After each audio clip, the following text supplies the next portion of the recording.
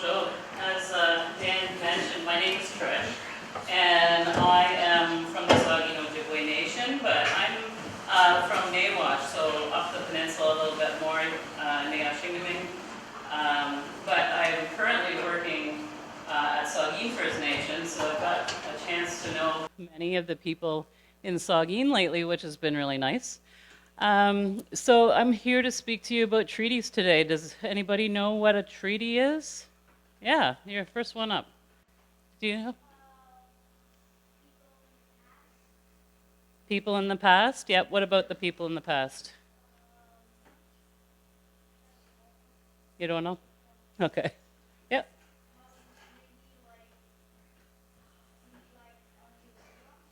To agree on stuff. Yeah, yeah.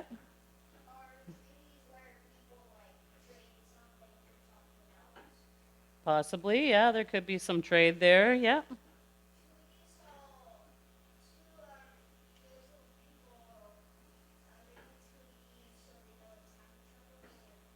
Yeah, for peace, absolutely. Good. Yeah. Okay, one more. They're agreements. They are agreements. Do you know who the agreements are between? Yeah. Oh, do you know? Yeah, so it can be between between different countries. So absolutely. I don't know if is there a clicker? Okay. So absolutely, they are agreements, and they are nation-to-nation relationships. So it's not just an agreement. Hopefully, it's a relationship that you would have with like a friend of yours that over time you come to know and trust, right? So that it's a relationship, not just an agreement. So it's a pretty important thing, and it's a pretty important thing to understand that, that we are all treaty people. And so what nation do you know? Can you tell me a nation besides the Saugeen Ojibway Nation? What's a different nation? Yep.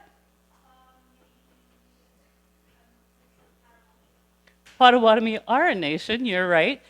So there's lots of indigenous nations, but right now there's treaties between countries like, say, Canada and China. So those today, that's the treaties that you see is when Canada makes an agreement with like the French or with the Chinese or that's the type of treaties that we're talking about. Only these treaties are from a long time ago, so you are right. And so in order to be classified as a nation, you have to fit this criteria in terms of the UN. So that when the UN, which is the United Nations, has anyone heard of the United Nations? Yep, and what do they do? Or who are they? They're a bunch of nations, that's right, who get together. So they call them the United Nations, right? So the United Nations, this is their definition of what a nation is. Do you have a question or do you want to say something? I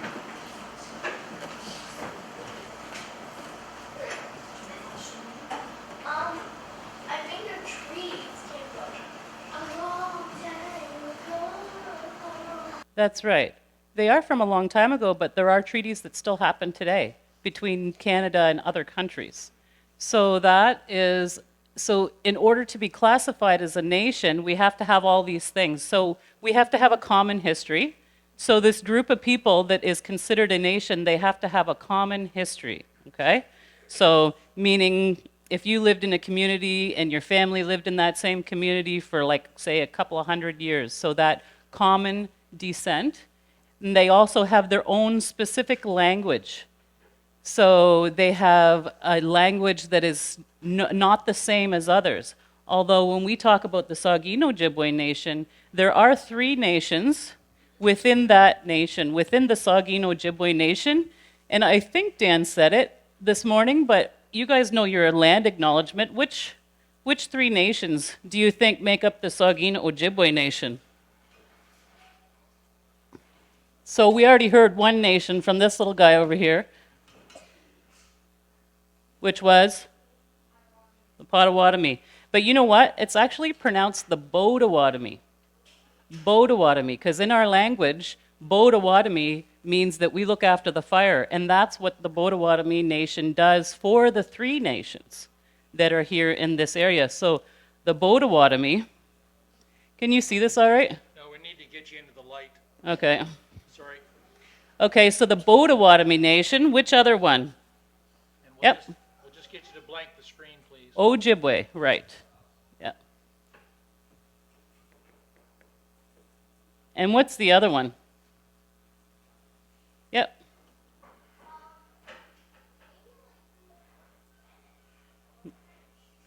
No, it's a nation that lives here in this territory. Yep. It's the Odawa. Does anybody know about the Odawa Nation? So in every single one of our communities, all the way from like Walpole Island, in Saugeen, at Nawash, we have these three nations represented there. So this is called the Three Fires Confederacy. So when you do your land acknowledgement, you talk about the Three Fires Confederacy, right? Yeah. So you know about that. So this is the territory that we are on currently. But in southern Ontario, there's also other nations besides these three nations. Do you know any of the other nations? Have you heard of any others? Yep. One of them is Mohawk, but if we look at the big community that represents, yeah, I don't want to say it out loud, but yeah, somebody said it here. The Six Nations, yes, that's right. Okay. So this one is the Three Fires Confederacy.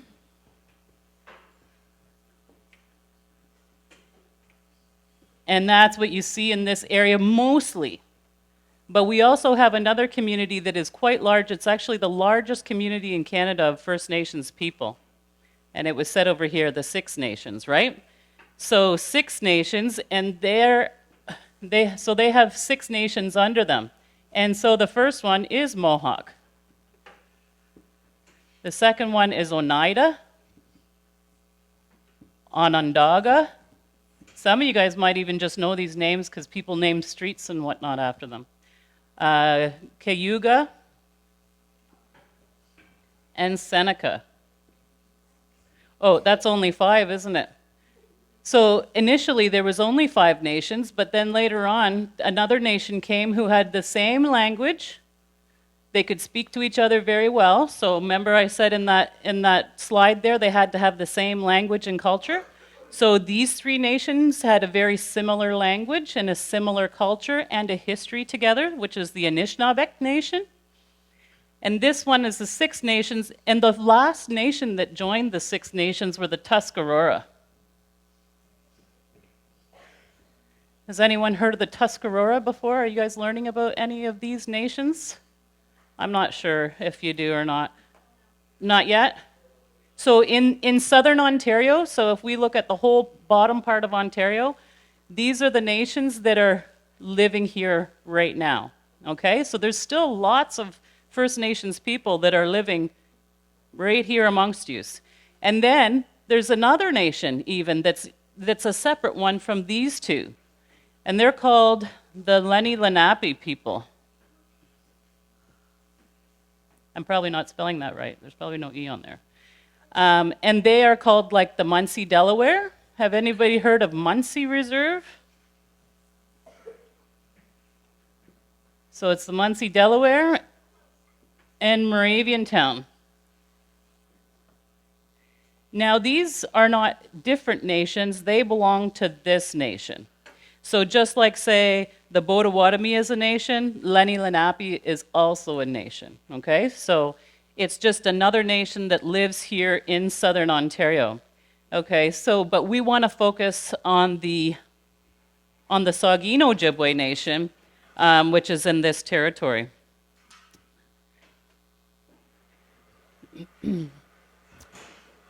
So that is one piece. Maybe that won't turn on. So that's the nations in this area.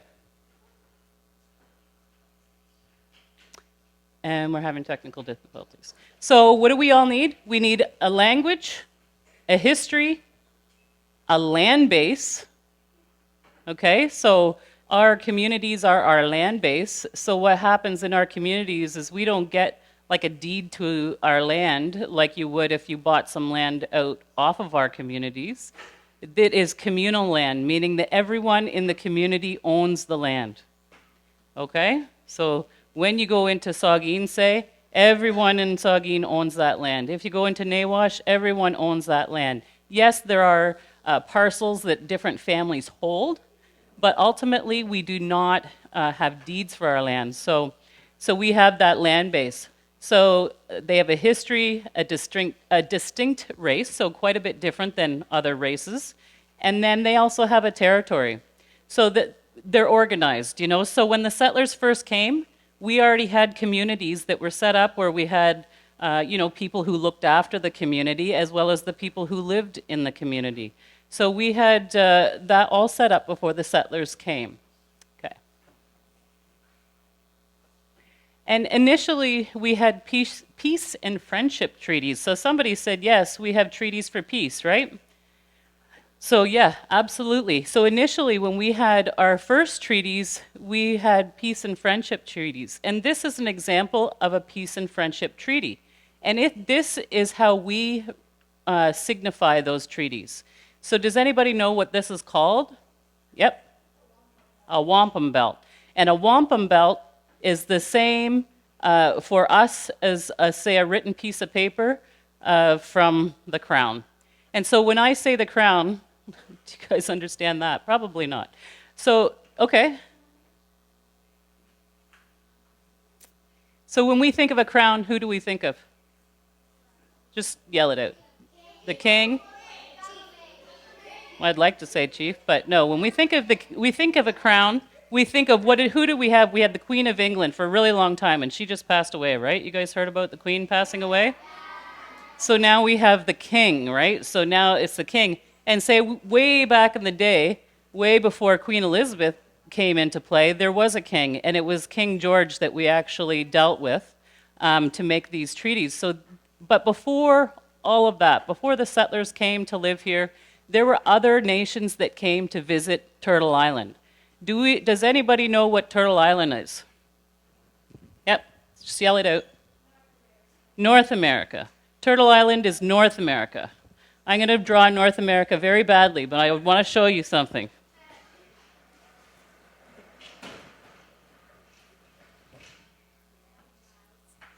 The second button in on the first row is just says blank, and then it'll take the light off of the... there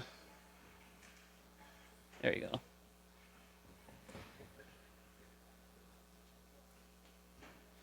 So let's draw North America. This is terribly, terribly bad, and I'm sorry, I'm not an artist. Okay, well, this is what Turtle Island sort of looks like. And we have the Great Lakes that look something like this. And we're here. Here's us right here. This is the Saugeen Peninsula sticking out there.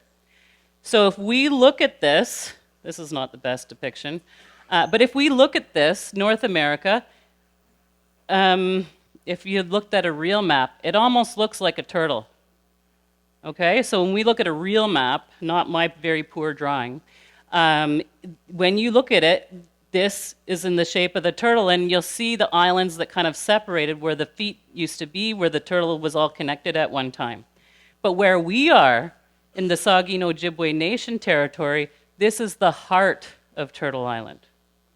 So when we say Saugeen, you know, you could hear some people say that interpretation is the mouth of the river.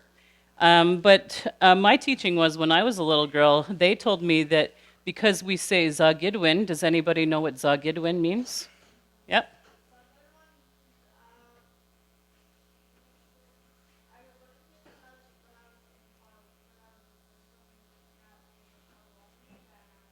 Oh, yeah. Well, that's good. So it is in the language, yep.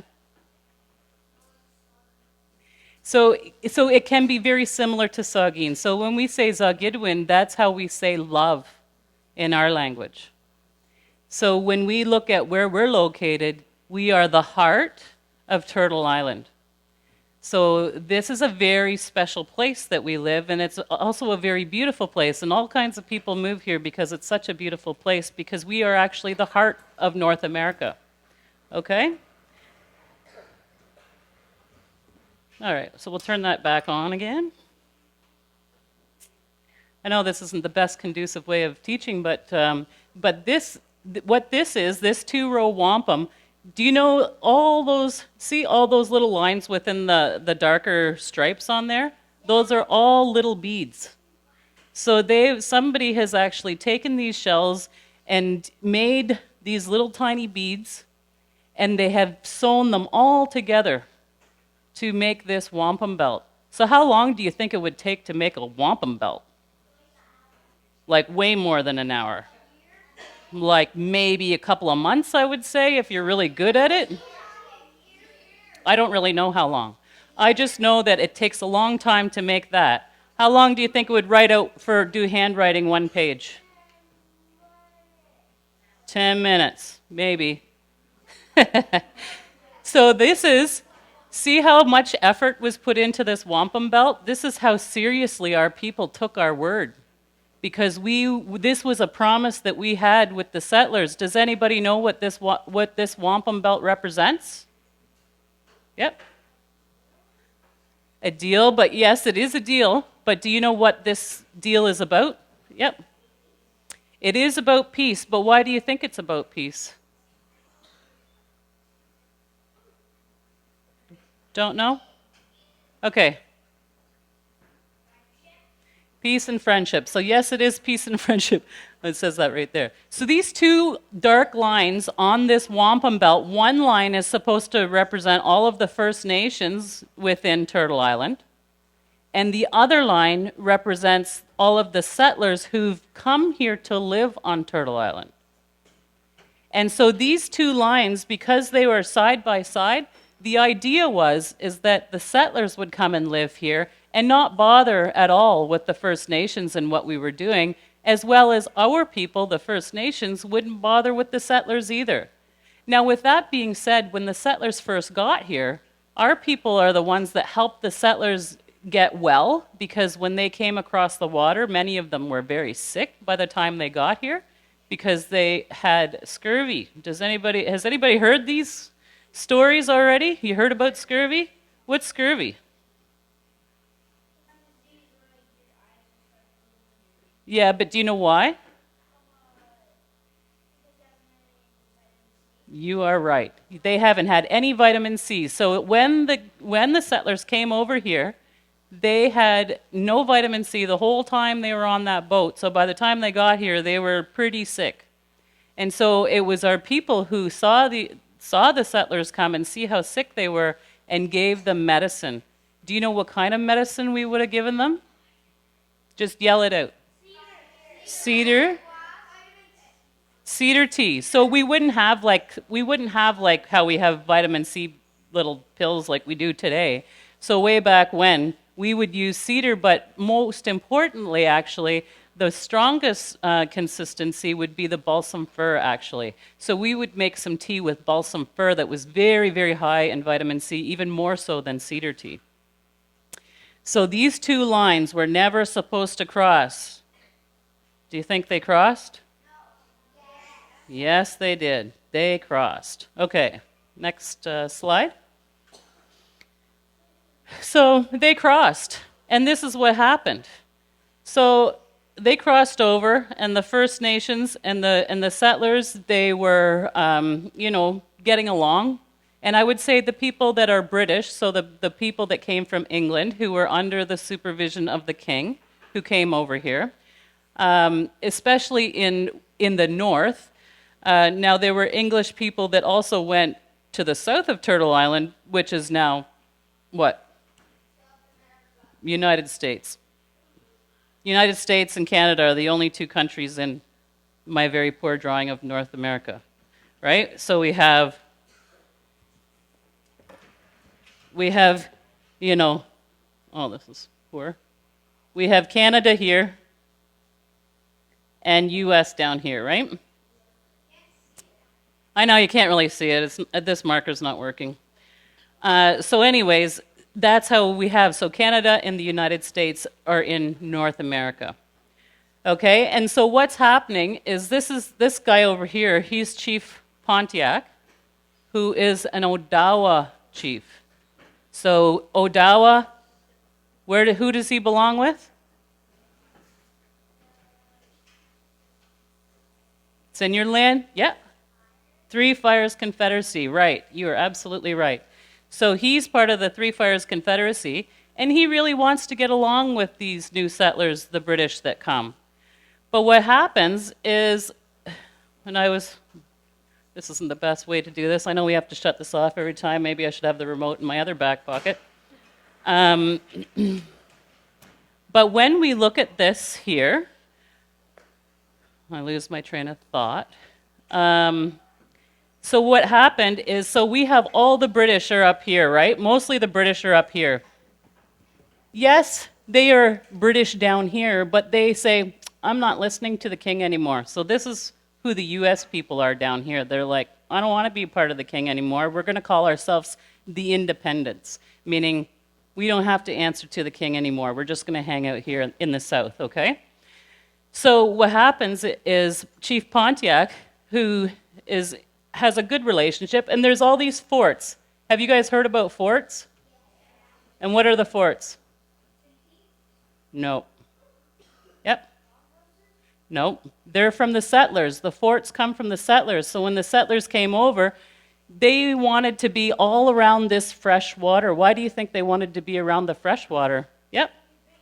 So they can have something good to drink. Absolutely, because the oceans are what? Salt water, right? You can't drink salt water. But you can definitely drink, especially at this time, you could have easily drank out of the lake, okay? So what was happening is there was a bunch of forts that the British soldiers set up all around here, all around the Great Lakes region. And in this case, there was 11 forts all the way around these Great Lakes in the southern west part of these Great Lakes. And what had happened is Chief Pontiac didn't get his gifts that he's supposed to get from the British because they promised when the settlers came here, they said, if we can live on your land, we'll give you gifts every single year, like big gifts. And so Pontiac, for 3 whole years, his people didn't get the gifts from the British. So he got pretty upset about that because our people began to get very reliant on the gifts, meaning that we needed those gifts that we got from the British, and that wasn't coming through anymore. And so Pontiac said, okay, I had enough of this. I've been good. I've been a good neighbor. I've shown you guys how to hunt and how to live off the land and how to keep yourself healthy. And he said, and you never gave me my gifts for 3 whole years. My people are starving. And so what did he do? He said, all right, guys, let's get together. We're going to take down one of these forts. So away they went, Pontiac and all of his guys, all of his warriors, they got together, and they started taking down these forts. So they take down one fort.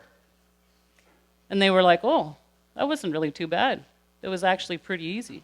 So what they ended up doing is taking down 9 more of those 11 forts so that the settlers only had 2 forts left here in this area. And so when that happened, the king got a little afraid because he needed our people, the First Nations people, who were very good fighters and who knew the land, to fight the wars for the British, right? So because we knew the land and we knew how to get around and had some strategy around it, they needed our people in order to stay here because they were starting to lose their stronghold because, right, we have the independents down here. And they were moving north. They were starting to put more pressure on the British. They wanted to take over all of North America. But the British were holding them down. And the way that the British held them down was with our people, with the First Nations people. They helped the British keep the independent people down from taking over all of North America. And if our people didn't help the settlers, we would be Americans today. We wouldn't be Canadians. So it was from our people that helped keep them where they are today. Okay, so So that's a tough one. So then when this happened, the king said, okay, we better do something, and we better do something quick. So he wrote this paper. I have another one actually that's all just handwritten. This isn't the best picture. But what happened was the king said, okay, I'm going to write something up so that the First Nations people will still be my friend. And so what he did is he wrote up this royal proclamation in 1763. That's a long time ago, eh? 1763? Yeah, it's like 2022. I don't know how many years ago that was, but it was a long time ago. Over 100 years. 300 years. About 300. So, okay, so the king wrote up this agreement, and he said, okay, if you guys are still my friends, I'll make sure that none of the colonies that are on the eastern seaboard will take any more of your land. They won't be able to go up to any First Nations person and say, hey, I'm going to shoot my gun, and as far as my bullet goes, that's how much land I'm going to get from you. Because that's not very accurate, is it? No, because another person could say, hey, can you give me as much land as I can run in a day? That's not very accurate either. So all of the land transfers at that time, and I want to make it understood that the way that our people looked at Mother Earth is that she is our mother and that no one can own her. And so it was really hard for us to understand when people were saying, can I have this land? We're like, well, of course you can live off the land because this is our first mother and this is what she's here to do, is provide us with shelter, with water, with food. So this idea of selling, you wouldn't sell your mom's finger or something to somebody, would you? No. So we wouldn't sell Mother Earth either. We said, yes, you can be in our space, in our territory, but you have to pay us, just like you'd have to pay rent somewhere, right? So that's kind of what was happening at the time. And so what the king said was, okay, anybody who wants any land, you have to ask me first. This is what the king's saying, okay? And they said, if you agree to this, we'll make sure that all the land transfers are looked after for you. And the king says, I'll be like the father and you can be all my children. So provide all of the basic necessities of life is more or less is what he's saying. I'm going to make sure you guys don't starve. We'll make sure that you guys have everything you need, all that kind of thing. So that's what the king promised. So that is what happens in 1763, but then he brings it over and we meet down on the St. Clair River in Niagara Falls area. All of the nations are invited there. And they talk about this agreement that the king had made up. And so this is the wampum belt that represents that royal proclamation. So remember again, I said all those little wee tiny beads. You can see the beads in this picture, how tiny they are, right? And if we go back one, and we see how long do you think the king took to write that up? Probably not months, right? You think it took him 2 years to write this? Probably an afternoon. Probably took an afternoon and wrote it all up. Because at the time, kings are like lots of proclamations. The king would bring lots of proclamations, but this one in particular has to do with our people, First Nations people. So this is where the king, who represents all of the settlers, and all of our nations who go to meet with the settlers, like the British Army, I guess, at that time. We made this agreement with them, and that's where we got, can we go to the next slide? This Treaty of Niagara here. So again, our people were like really dedicated and took the word of those settlers that we were going to live together, and this is what the king was going to do for us. So this is kind of where the treaties first started, okay? Okay, we'll go on to the next page. So these are two maps that are not accurate, but I wanted to show you generally how it looked in 1763 or in 1764 when the king made up this agreement. They said, you guys can have all this land.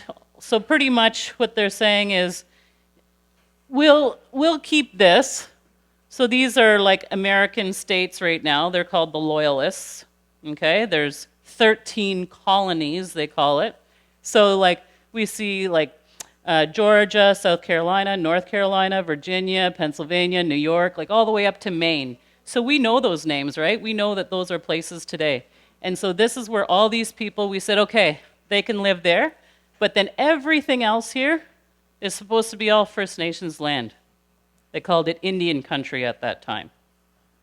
But I wanted to show you that once you got over here, you can't see it, it's supposed to say Spain, but really, it wasn't Spain over there. There were still all kinds of First Nations people over there. Just like over here, it says that everything over past this line is Louisiana. But there was actually millions of our people living here on Turtle Island. And so what the settlers were trying to do was diminish our traditional territories. Why do you think that they wanted to diminish our traditional territories? Yeah. Absolutely, so that they could get everything that they could from Mother Earth, right? So this is what they were doing. So that's how it looked when we had the Royal Proclamation, and this is still in play today. So the government still recognizes this as a living document today. So just because, like we weren't even, this is how it looked back then. So Canada wasn't even Canada back then. Right? Okay, so next slide. And then you guys will think this is super boring. But after this, after we do those, we have the War of 1812, so it establishes Canada and the United States. You guys have heard of the War of 1812, right? Who fought in the War of 1812? Yeah. Pardon me? British, Americans, and Indigenous. You were absolutely right. And so, what side did the Indigenous people fight on? On the British side, absolutely. So the Anishinaabeg, or the Saugeen Ojibway Nation, or all of the Anishinaabeg Nation that we see from Walpole Island all the way up and across, it even goes far over into, like Michigan and Wisconsin. There's all Anishinaabe people there. You guys are ready to go, aren't you? And so with all of those, I can't even remember what I was saying, but anyways, the British North American Act, after we established where Canada and the United States border is, we have the British North American Act who reconfirms the relationship that we had in those treaties way back then. And then in 1982, Section 35 again reconfirms the relationship of nation to nation. So it's almost like if you could imagine Canada having like France and China and India living right here in their own country where they never, ever, ever gave up their land. It's the same, like the First Nations people. So if you can imagine a little country inside of a big landmass, okay? So in this territory, we had quite a few treaties, but I won't get into all those because I know you guys are rip-raring to go, aren't you? Yeah.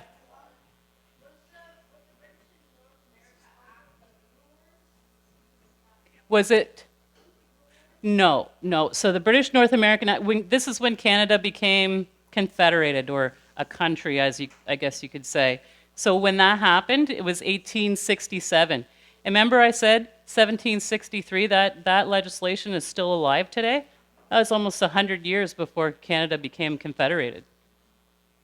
So this is where they say, British North American Act, they drew this up when that happened, and they said that the federal government will always be responsible for First Nations because it's nation to nation. And when we do nation to nation, it's always federal government. So provincial government, who goes under the federal government, no. Municipal government, no. Only the top federal government who has that relationship with our people. Okay? So we are federal. And then again in 1982, like I said, we have Section 35 where it says, the existing Aboriginal and treaty rights of the Aboriginal peoples of Canada are hereby recognized and affirmed. In this act, Aboriginal peoples of Canada includes the Indian, the Inuit, and the Métis people. So way back in 1982, they called us Indians. But this is what I heard. When the settlers when Columbus first came over, he thought that our people were so beautiful that they called us Indios. So not Indian as in Indian, someone who's from over in India, but that's where you're from? Yeah. So a different kind, right? So they said Indios, like a beautiful people.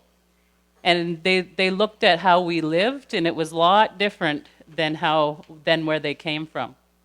And so they thought it was so beautiful the way that we lived, because we lived here for thousands and thousands of years, and we could still drink the water from the Great Lakes.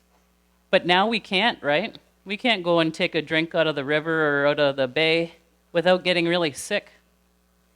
And so that's why it's really, really important to understand that we need to look after Mother Earth, because if we don't look after Mother Earth, that we won't survive here.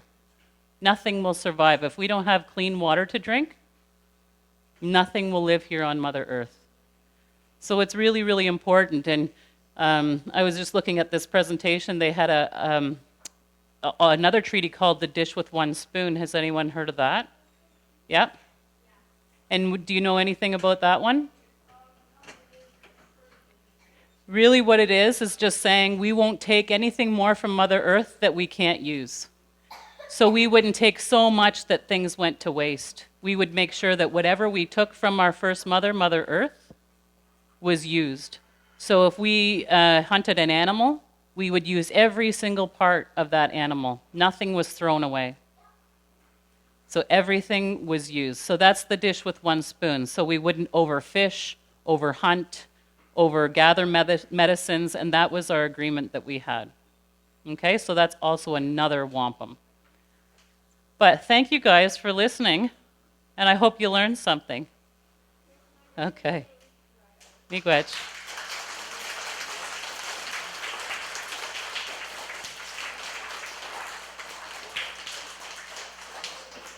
Now, I didn't know if you had any questions or if you wanted to end it there, teachers. Okay. Do you have a question?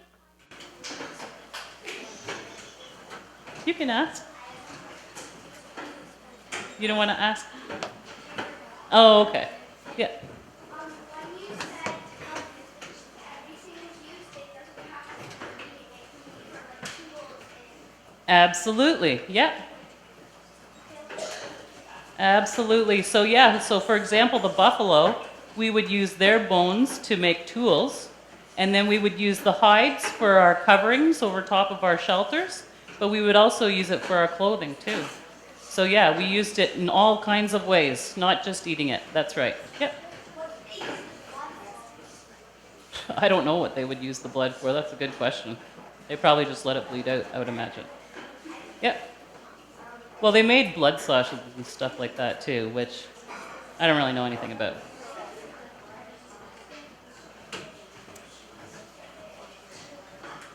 They could use it, absolutely. I don't know what exactly if they used it for those kinds of things, but I know that everything was used, okay? That's all I can tell you. Yep. So yeah, so they used it to make sausage and whatnot, like the lining, yeah. And that's what is used today, actually.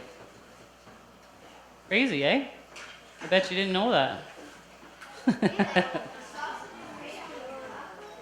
No, not out of, well, I mean, you can make buffalo sausage, but it just depends on the kind of sausage you buy. You could buy pork sausage, yeah. Okay, any other questions? Yep.